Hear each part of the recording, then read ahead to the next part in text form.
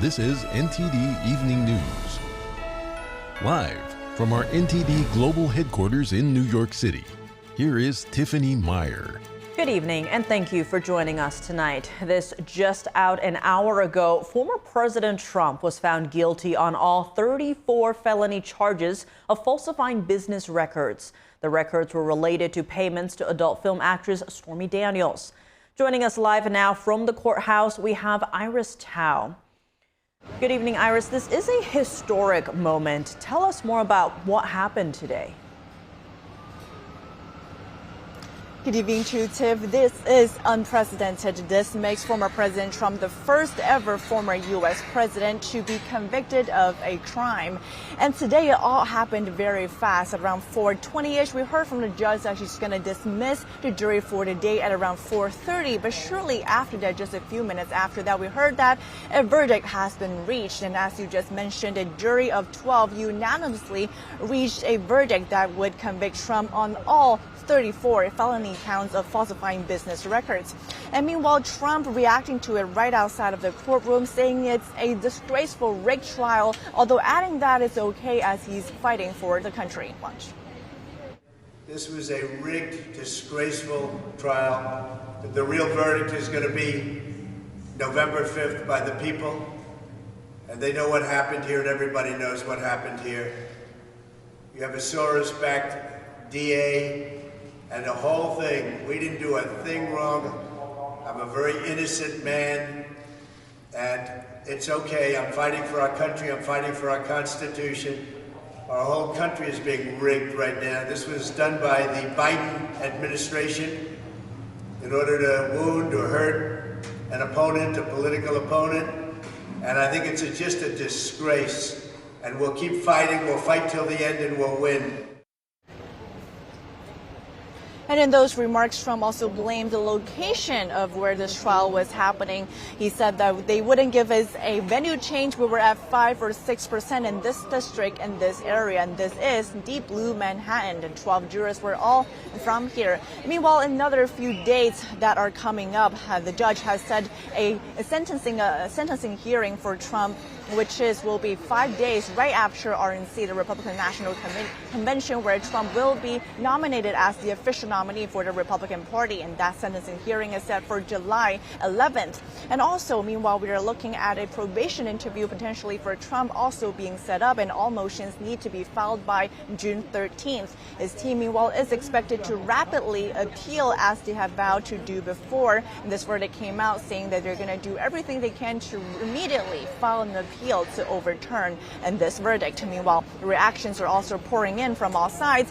Trump's allies are defending Trump, condemning the verdict, and also vowing to help Trump win in the November election, emphasizing the importance of this election. House Speaker Johnson is saying on Twitter or X that, quote, "Today is a shameful day in American history. Democrats cheered as they convicted the leader of the opposing party on ridiculous charges." He added that President Trump will rightfully appeal this absurd verdict and he will win. And then Congresswoman Elise Stefanik also saying that we must redouble our efforts and work around the clock to ensure President Trump is victorious this November. Meanwhile, President Biden's campaign also gave a reaction, saying in a statement that Trump thought he would not face consequences for what he did. But now, quote, "In New York today, we saw that no one is above the law." But the campaign also pointed out that, quote, "There is still only one way to keep Donald Trump out of the Oval Office, at the ballot box." Convicted felon or not, Trump will be the Republican nominee for president. And that does kind of echo of President Trump's remarks right outside the courtroom, as he said the real verdict, quote, is going to be November 5th by the people. So both campaigns now are aware and are telling voters the fact that whether this verdict is guilty or acquitted, it does not influence the fact that Trump will be the Republican nominee. And President Biden's campaign is emphasizing that to his voters, touting or basically making sure that they know Trump's quote-unquote threat to democracy is still real. And also we have seen reports where it says that President Biden will give an address from the White House about this verdict, and that's before it came out. But today, President Biden has been staying in Rehoboth Beach, Delaware, for pretty much the whole day. The White House called a lid at around 10 a.m. this morning, meaning that no more news will come out from there. So, of course, things can change. But right now, we could be looking at a Biden address perhaps later tomorrow. Tiff. And Iris, right now the biggest question is, will Trump go to prison, and how will this verdict influence the 2024 election? Right, exactly. That's what most voters are perhaps thinking about right now. So the crime that Trump is now convicted of is falsifying business records in the first degree, and that's a Class E felony in New York, the least serious category, but is still punishable up to 4 years in prison. But legal experts have said that it's unlikely that Trump will face prison time first, especially as he does not have any criminal record. He's a first-time offender, and also because the crime is a non-violent paper crime. So those two factors could play into how the punishment will turn out. And remember, the judge made clear to the jurors during a jury instruction that all the punishment, in what form or how long, the exact punishment will be decided by the judge alone, and that's not up to the jurors in this trial. And meanwhile, constitutional experts have made clear that actually, even if Trump does face prison time, that would not disqualify him from running for president or even serving as president if elected. So that's apparently will be unprecedented if that actually happens, but that remains to be seen. And meanwhile, when it comes to how this new verdict would influence the 2024 elections, we have seen both the Trump and Biden campaigns now ramping up in their outreach to voters regarding this verdict, though apparently different approaches. But now to the voters, a new NPR poll actually shows that the majority of voters, actually about 2/3 of them, say that the guilty verdict will not change how they're going to vote in this November's election. I mean, while 15% say they're more likely to vote for Trump if he's convicted of this crime, and meanwhile about 17% say they're less likely to vote for Trump in that case. So we are seeing apparently this verdict coming out very unprecedented moment in American history. But as for how it's going to influence the 2024 elections, honestly, most voters right now are saying that they have already made up their mind, and whatever this case turn out to be, it's not going to change how they're going to vote. Tiff. Iris, thanks for those updates. And now let's turn to our legal correspondent, Arlene Richards, to discuss how we got here. Arlene, thanks for joining us. This is an unprecedented day. Now, let's talk about what questions the jury had to answer in order to reach this verdict. So the jury gets a verdict form in which the judge will have them answer yes or no to certain questions. Now, I haven't seen that form. I don't know exactly what's on it, but based on the jury instructions that he gave earlier, there were two parts that he said they would have to answer, or that the people would have to prove, and they would have to answer whether or not they proved it. So the first part of that was that the defendant personally or by acting in concert with another person or persons made or caused false entries in the books of a business enterprise. So in other words, they're saying that because they said he was guilty, and this is for all 34 counts that they've made this decision. So all 34 of those counts were related to different documents. First was the ledger that was indicated legal expense. Then there was the invoices that were submitted by Michael Cohen. And then there were the checks that were signed by Trump to pay Michael Cohen. And just to talk about Michael Cohen for a little bit here, Michael Cohen is the only one who testified that Trump falsified business records. And he basically said that, you know, he was told by Alan Weisselberg, who was the CFO, to send him false invoices indicating retainer agreement when actually he said he wasn't working for Trump at the time.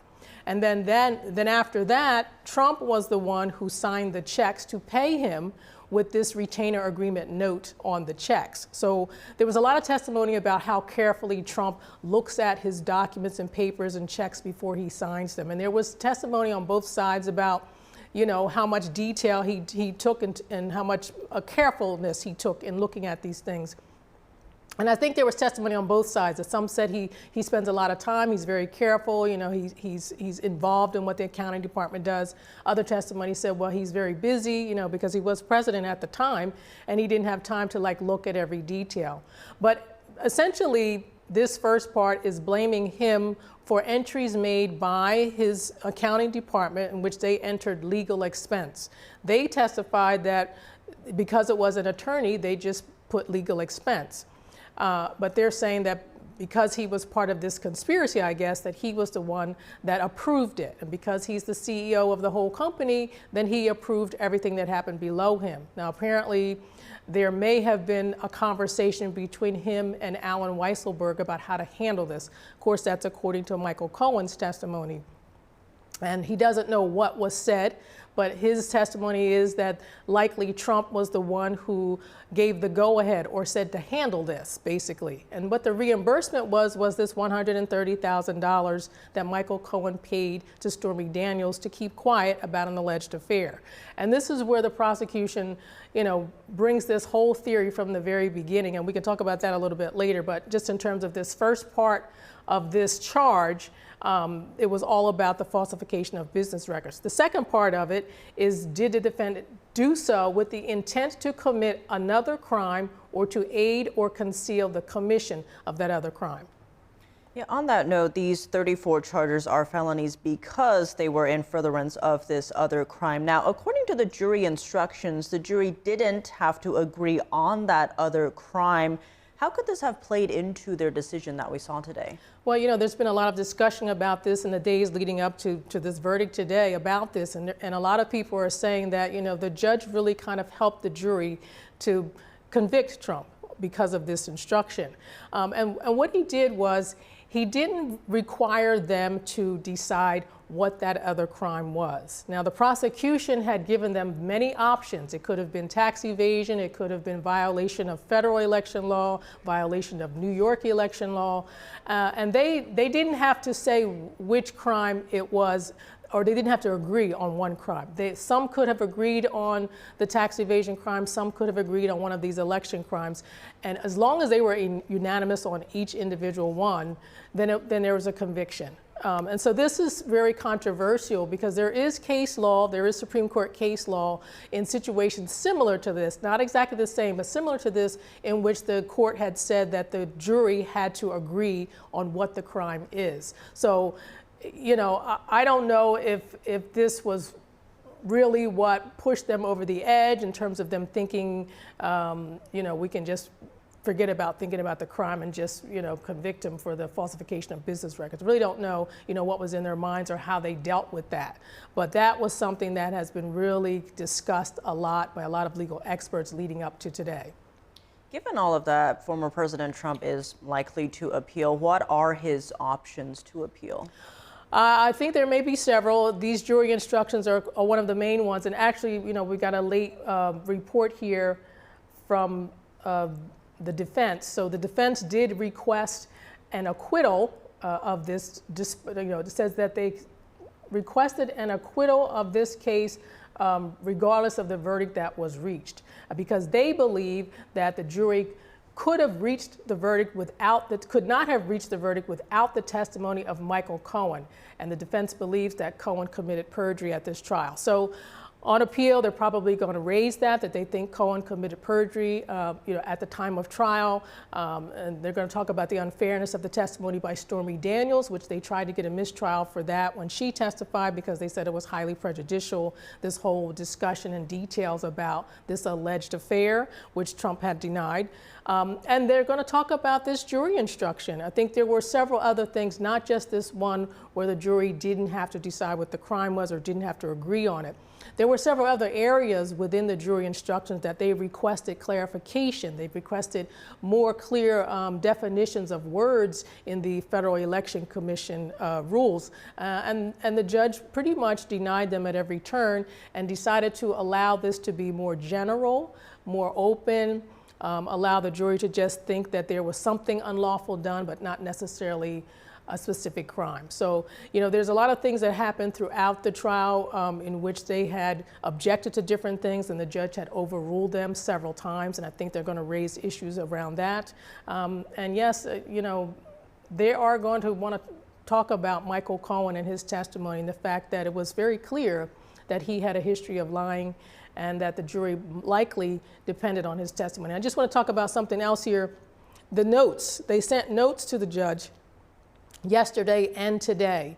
And those notes, they were requesting to hear back testimony from Michael Cohen and David Pecker, and specifically this meeting that they had in 2015 with Trump. And this is where the prosecution said this catch and kill scheme began, and that this was a conspiracy. It was a conspiracy to cover up stories to influence the election. And they were focused on that. And they also were focused on the jury instructions with respect to evidence, just the section about evidence. And there's 35 pages of that, and there's 17 areas within that section. And one of the sections is about about witness testimony. And I think that what they were trying to do was match up the testimony of Pecker and Cohen about this scheme to corroborate Cohen's testimony, to see if it was truthful. And then they were trying to determine whether or not there was an actual conspiracy. So their focus might have just been on this very beginning part of the prosecution's case about there being a conspiracy to influence the election and whether or not Cohen was telling the truth. Now, I don't know the answer to that, but based on what we've seen so far in terms of the notes that they sent up and how fast this verdict came out, that's a possibility. An unprecedented day indeed. Arlene Richards, thank you so much for being here. All right, thank you. The Supreme Court rules unanimously in favor of the National Rifle Association today. The justices claimed the NRA was right to say that the state of New York violated the organization's First Amendment rights. NTD's Washington correspondent Jack Bradley has more on this ruling.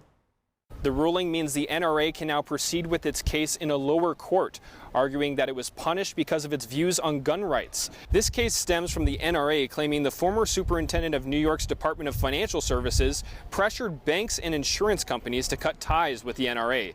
These companies then stopped doing business with the NRA. The NRA said that this violates our First Amendment rights. A New York appeals court disagreed with the NRA. The Supreme Court ruling reversed their decision, and their case will now go forward. Supreme Court Justice Sonia Sotomayor wrote in the majority opinion today that a government official cannot wield their power selectively to punish or suppress speech. NRA President Bob Barr called the ruling a victory, saying that this is a win for every organization that may suffer from an abuse of government power. Unanimous Supreme Court rulings are fairly common. It's the split rulings that get most of the publicity, with the 6-3 rulings along liberal and conservative justices. What's surprising here is who's coming out to support the NRA. The ACLU, American Civil Liberties Union, represented the NRA in this case, and the Biden administration has even come out in support of some of the NRA's arguments here. Reporting from Washington, D.C., Jack Bradley, NTD News. Secretary of State Antony Blinken is in the Czech Republic today, scheduled to meet NATO foreign ministers. That says relations between Russia and NATO are deteriorating while threats are increasing. NTD's Arian Pazdar has the story. Secretary of State Antony Blinken is in Europe trying to gather more support for Ukraine. Tensions are rising as Ukraine talks about hitting targets inside Russia. And multiple Western nations this week talked about sending their troops to Ukraine.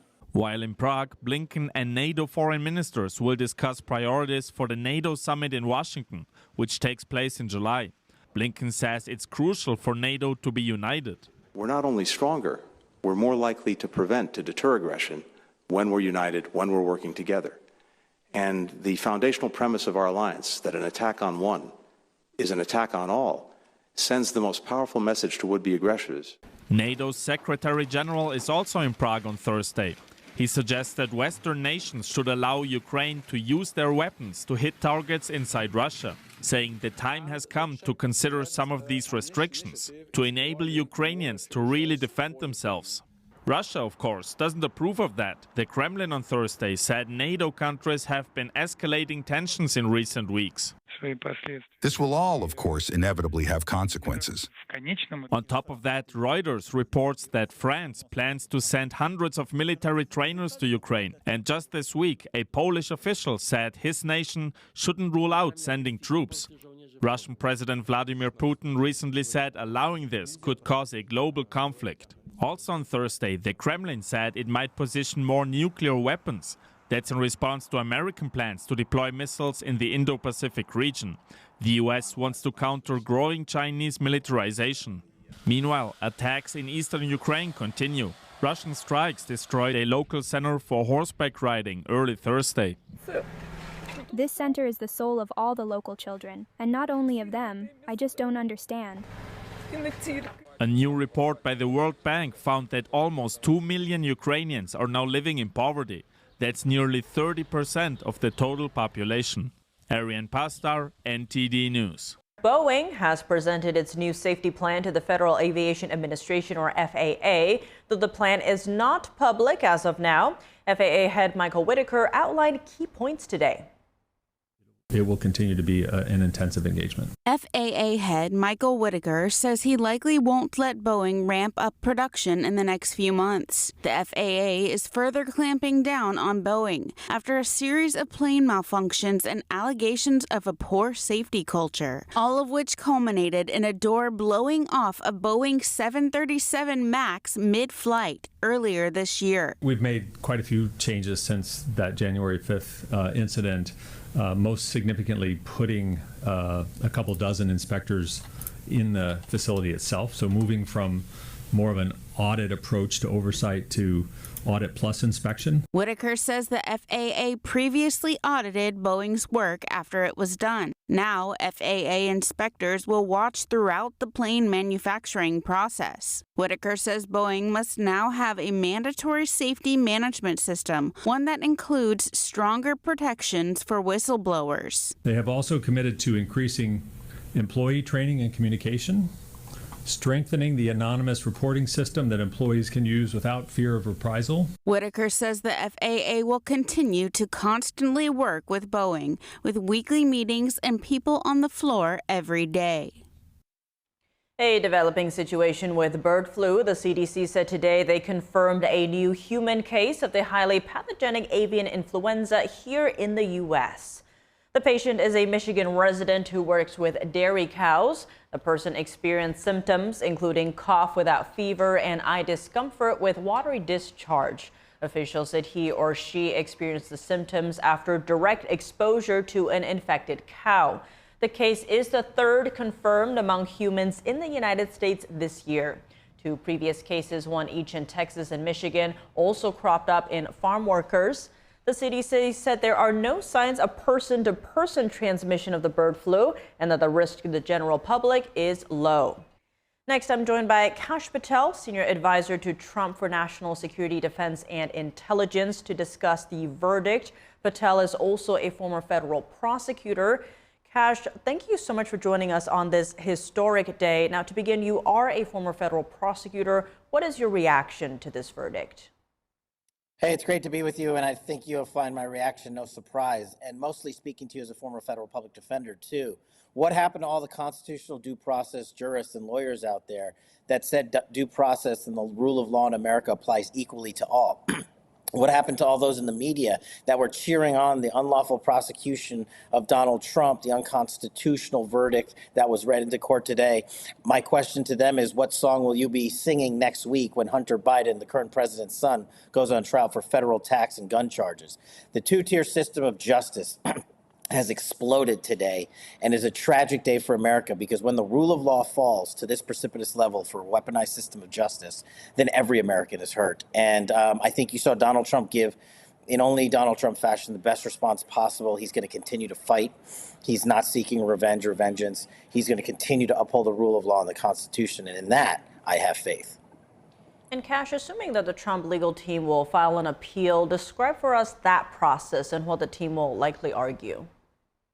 Well, this case is in state court, so it has to go to state court appellate issues first, meaning people are saying, hey, this might go to the Supreme Court or the federal courts. That can usually only happen when the state court system has been exhausted. And the political punch here was that Alvin, Bragg, and Joe Biden and the left-wing media wanted a conviction to say Donald Trump is a convicted felon. They know the appellate court system will take 2 to 3 years. So they knew that going in, and they today received their headline that they are now going to use to campaign on. But Donald Trump's attorneys can file immediate appellate issues before the sentencing even, which is July 11th. And I'll remind your audience, that's 4 days before the Republican National Convention. That's not a coincidence. If anyone thought that this was done for other than political purposes, just look at that. The judge could easily have said it after that week. But he chose the most political day on the Republican calendar. So I think it's for everybody to decide on their own, but the facts to me speak for themselves. Now, each of the 34 felony charges carries up to a $5,000 fine and a 4-year prison sentence. The judge decides whether Trump will go to prison. The sentencing date, as you mentioned, is set for July 11th. What can we expect that day? Well, what you should expect is that this kind of case and this kind of trial is a nonviolent felony that's literally never been brought before. And not to mention the fact that Donald Trump has no criminal history whatsoever and is literally the most recognizable human being on planet Earth. So what should happen is a maximum probationary sentence and a fine, monetary. And then the judge should allow Donald Trump to remain out on bond pending appeal because of the a lot of criminal cases, there are no legitimate criminal issues raised.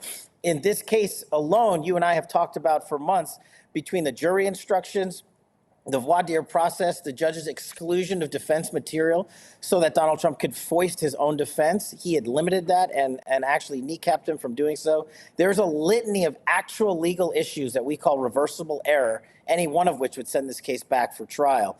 And that, for that reason, the judge should keep him out. Now, will this judge do any of that? No one knows, because this judge is more concerned with his daughter's and his family's pocketbook of the information coming out of this courtroom and convicting Donald Trump than he is the rule of law.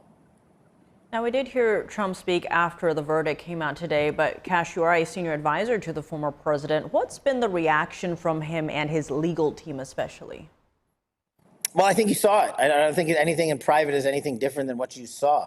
President Trump huddled with his legal team right before he made that statement, and he went out there and he could have taken a vindictive approach. He could have taken approach of being upset, but he took a measured approach, which he has done this entire time. After being unconstitutionally berated with these charges, he repeated what many Americans believe, that he's fighting not just for himself, but for the Constitution and how it applies to everyday Americans. And he says that fight is worth taking to the American people throughout this election cycle, because the weaponized system of justice is the one thing that will ruin this country. And I think you're seeing so many people flock behind Donald Trump, because even the Democrats, after this bogus conviction, are huddling together and saying, we might have won this day right now, but the smart ones are saying they're going to lose the war, because this is just an unconstitutional representation of the United States of America. And I don't want to live in that. On that note, President Biden will reportedly address Trump's verdict from the White House, and his campaign recently held a press conference outside the courthouse with actor Robert De Niro speaking. Now, what do you make of these moves? I think the Biden administration finally just called that press conference off. If they didn't, they should. They have said they have stayed at arm's length and away from this. We know those to all be lies, since Bragg's office in New York met with the Biden White House about the Trump prosecution that we are talking about. And for him to enter another political salvo into this unjust verdict would cause an even more hypersensitive, weaponized system of justice than we've already created. And of course, they bring in Hollywood, the radical left and Biden, when they've lost on the facts and the law. They allow, or they try to have Hollywood save them, just like they did in Russiagate, just like they did with the 51 Intel letter, the January 6th insurrection bogus narrative, and anything else. When the left is calling Hollywood, you know they've lost the position on policy, law, and fact. Now, in terms of political impact, how will this guilty verdict today affect the November election? Well, I think you're already seeing the immediate impact. Donald Trump's fundraising just literally went through the roof. The website was literally overloaded with the amount of people wanting to donate to Trump. And that's a good start. But I would say to those Americans that I talk to that are not necessarily political in either direction, you have to get involved more than with just money. You have to donate, but you have to come to your communities and say, hey, is this the type of justice system I want against my neighbors, my parents, my friends, my kids?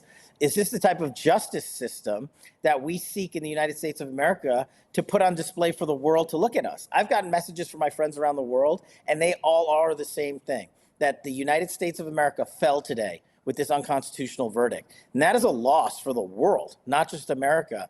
So we got to get behind Donald Trump's movement and make sure that we can fix this system of rigged election interfering justice. Kash Patel, senior advisor to Trump and former federal prosecutor, thank you so much for joining us. Thanks. Have a great night.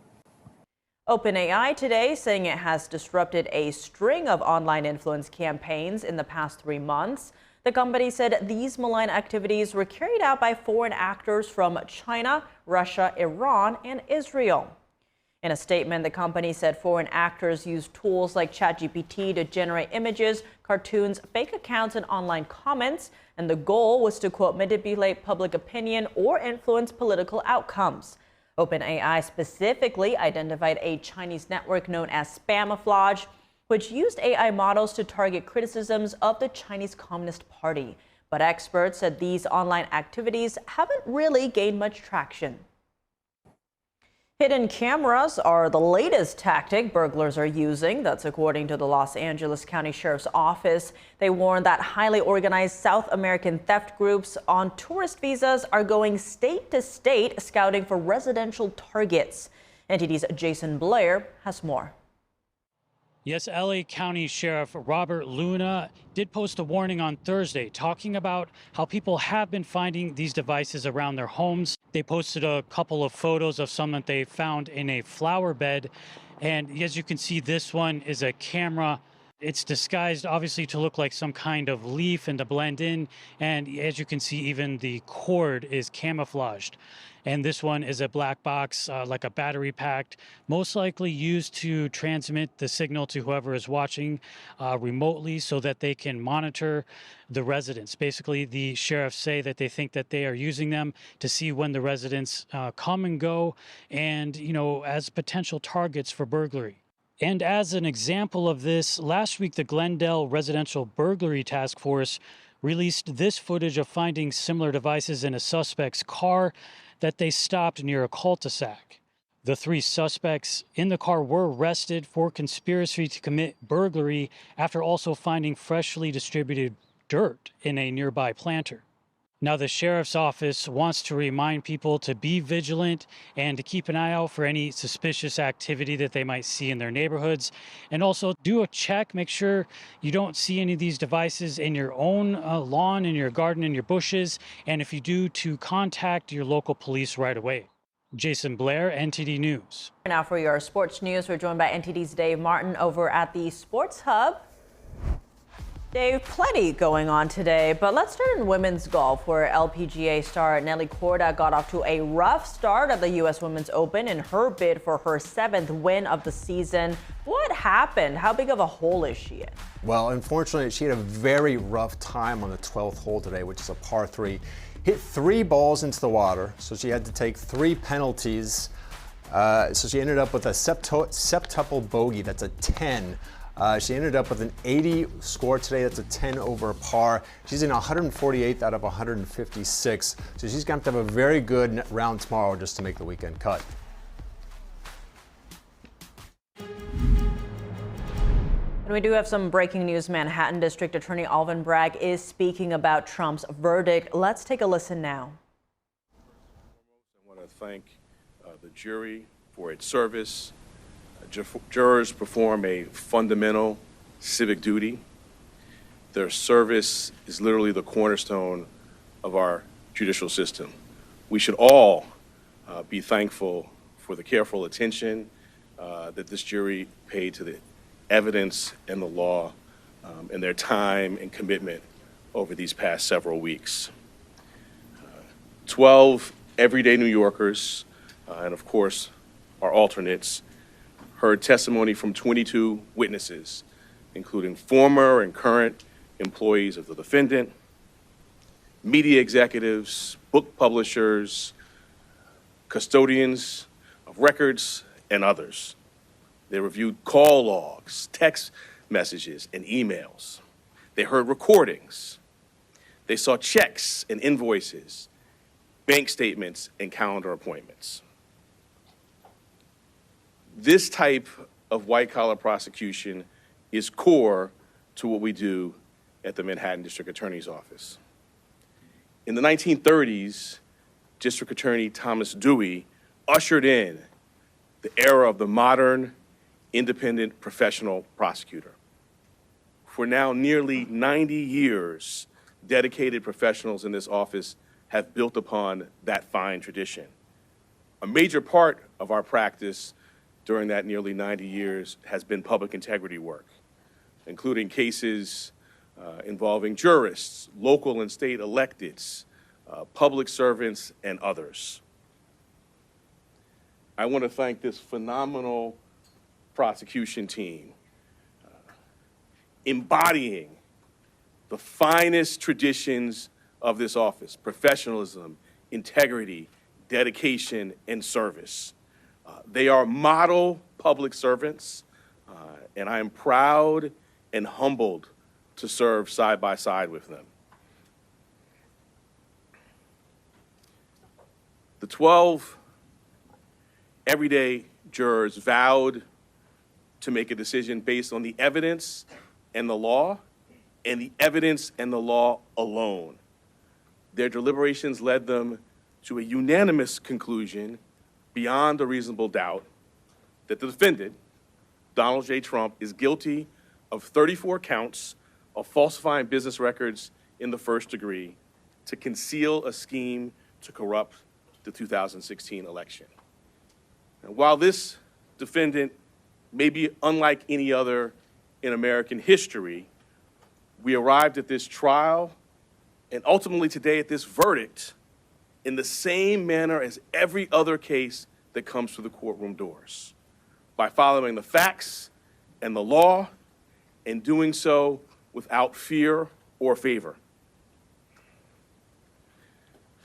I want to conclude by expressing deep gratitude to the NYPD and the officers of the Office of Court Administration for securing the courthouse, all of our safety, making sure that the courthouse and all of the other matters that are important in their own right continued seamlessly.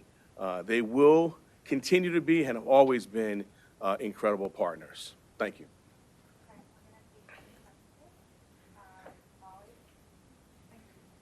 And do you plan to request a prison sentence for this conviction? That Donald Trump's multiple violations of the gag order that was in place should factor into that request at all? The judge scheduled a sentencing for July 11th. We will speak in court in that time. He also set a motion schedule. We will speak in our court filings as we've done throughout this proceeding. Donald Trump has repeatedly targeted you personally and members of your prosecution team. Do you have a response to the former president after this trial is concluded? I do not. February, you decided not to bring a case against Donald Trump. You criticized then. You were criticized when you indicted him in March 2023. You were criticized when people really started to understand that case. How do you think of all that now, seeing the results today? Can you kind of put that in context with your personal history? I did my job. Our job is to follow the facts and the law without fear or favor. And that's exactly what we did here. And what I feel is just gratitude to work alongside phenomenal public servants who do that each and every day in matters that you all write about and make the press, and in lots of matters that you don't. I did my job. We did our job. Many voices out there. The only voice that matters is the voice of the jury, and the jury has spoken. Could I ask Mr. Steinglass? Many people said the prosecution was masterful and flawless. Just want to know how you feel at this moment. Sorry. I'll let you go ahead. How do you feel? Mr. Steinglass, I think some of you probably saw him speak for a little bit the other day. So he's done his job, as has this team. And he just told me, tell him how I feel. I think you said that. I will just say enormous gratitude. You know, our system, I talked about the jurors at the beginning of my remarks. We have a phenomenal system. 12 everyday New Yorkers. They listen to the judge's directions. They follow the evidence. You saw them in court every day. They were careful and attentive. And so I feel deep gratitude to work alongside them, to be a part of this system.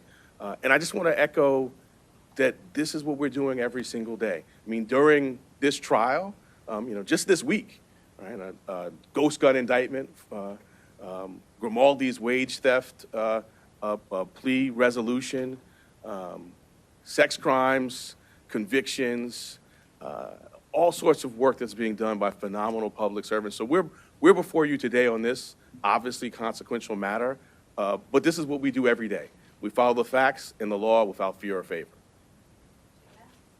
If a jail sentence is in the cards, it is likely that Trump and his attorneys would seek a stay on enforcement of that sentence pending appeal. If that were the scenario, would your office object to staying the sentence? I'm going to let our words in court speak for themselves when we get to the sentencing matter. I'm not going to address hypotheticals. They raise arguments, we'll respond. And I think your question really underscores an important point. This is an active, ongoing matter, right? We have other phases of this going ahead. We will continue to do our speaking about this matter, about issues like that in court. All right, last one. From day one, kind of the viability of this case has been questioned in all sorts of media outlets, all over the place, including from the defendant himself. Can you respond to any of that, how you feel now that you've gotten the conviction? So my response, again, is I did my job. And I think particularly I talked about the history of the office. My personal history, I started as a prosecutor in 2003 in the Public Integrity Unit in the New York State Attorney General's office. I served also in the Public Integrity Unit in the Southern District of New York. These are kind of cases I've done personally, and it's a hallmark of the tradition of this office that I'm proud to lead. And I don't want to go into the whole body of litigation, but we now have a federal court decision ruling on the legal theories. We had a state court decision on the omnibus motions. But most importantly, today we have the most important voice of all, and that's the voice of the jurors. They have spoken. Donald J. Trump has been convicted of 34 counts of falsifying business records. Thank you. District Attorney, your office has been investigating this case since 2018. Are you concerned about retribution if Trump is elected president? You went to the Supreme Court twice. Any comment on that? And we are going back to Dave Martin with our sports news. Dave, earlier we were talking about Nelly Korda and her bid for her 7th win. What happened today? Well, unfortunately, she had a very rough time on the 12th hole. This is a par 3. Now, she hit 3 balls into the water, so she had to take 3 penalties on her. Ended up scoring a 10. That's a septuple bogey. This is actually very tough to watch, Jeff. I mean, it's almost like watching me out there. Anyway, she finished with an 80. That's a 10 over 80 on the day. She's tied for 148th out of 156 golfers. Now, today is just the first round, but only the top 60 players make the weekend cut. So she's going to have an incredible round tomorrow just to play Saturday and Sunday, let alone have a chance at winning. As you mentioned, she's going for her 7th win of the season. That's out of just 9 events this far. So she's having an incredible year, making today's events really all the more surprising. And Dave, shifting gears to the NBA playoffs tonight, we have Game 5 between Dallas and Minnesota, with Boston set to play the winner in the NBA Finals. How would the Celtics match up against either of these two? Well, I mean, the Celtics, they match up well against everyone. I mean, they had the league's best record by quite a wide margin. Let's take a look at them versus Dallas first. Now, the Celtics actually swept the season series. And if you look at these numbers here, they're really across the board, they're ahead. They score more, they allow less, they shoot better, and they force their opponent to shoot worse. Now, the Mavericks, though, they've gotten this far really on the clutchness of Luka Doncic and Kyrie Irving at the end of the games. They've done very well there. But what if Minnesota is the opponent? Now, this is a actually very interesting matchup to me. The teams tied the regular season this year 1-1, but look at these numbers here. Very close shooting-wise for offensively and defensively, very close here. Now, Minnesota, this is actually the #1 field goal percentage defense in the league. The scoring is the lowest in the league. The difference is the pace they play at. The Celtics play at a much faster pace. That's why, although they shoot the same, they score much more than Minnesota. What's going to happen, though, because Minnesota plays 2 7-footers, they play a lot slower, which is going to make the health of Kristaps Porzingis all the more important. Now, Porzingis is a Celtics center. He's been out since April 29 with a calf injury. He might have come back this week had they not swept their season series. It seems a good bet, though, that he comes back next week. The Celtics would certainly need him. In any case, though, tonight it's Game 5 with the Mavericks up 3-1. Moving to hockey news, we have another Game 5 tonight, this one in the NHL playoffs between the New York Rangers and Florida Panthers. Now, this series is tied at 2 games apiece. Does it look like we're going to see a Game 7? I mean, I think so, yes. They've had 3 straight overtime games in this series, which has been a very thrilling series so far. You know, the Panthers have had a number of scoring opportunities against Rangers goalie Igor Shesterkin. He's been very good in this series, though, 92% save percentage. And the Rangers have gotten some very timely goals. Barclay Goodrow has 3 goals in this series. He only had 4 in the entire regular season. That's been a huge help for them. Now the other series is tied at 2 games apiece. So is this one, 2 games apiece. Game 5 is going to be tonight in New York.